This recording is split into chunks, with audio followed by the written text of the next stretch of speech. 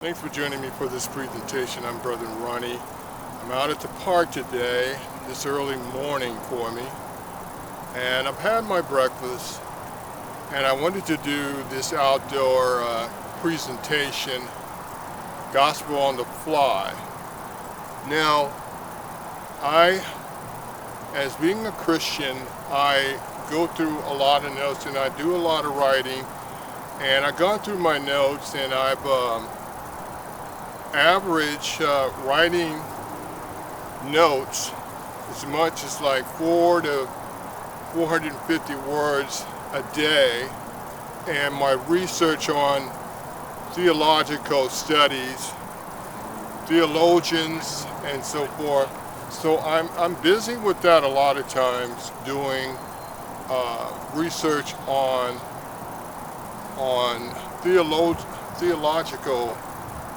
theological studies. I'm stay busy with that. So I know there's theologians in the past, in history, that have done a lot of reformation with the churches or any organizations that are affiliated with religion. And I point out that I've done some, in one of my books, I talk about Martin Luther, who goes back to the 1500s. He was of German descent, and he was involved with Reformation. He listened to the notes and read the notes. He followed the notes of Apostle Paul about reformations of the churches, which Apostle Paul was very busy in his time with reformation of the churches, writing to churches, traveling to other countries about the foundation of the church. So I've researched on that. And today, currently, whether we see it or not or know it, reformation of the gospel goes on.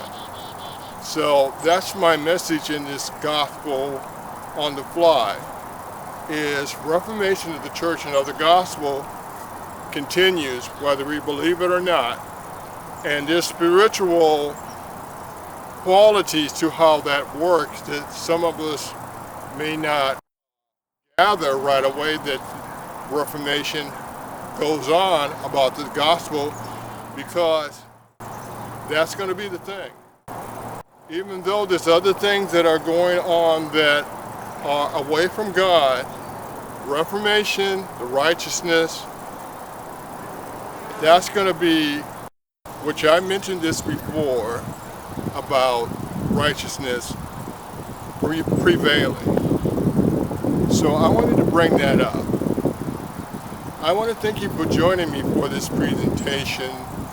I'm Brother Ronnie. Join me again when I deliver more message about the gospel. Have a good day.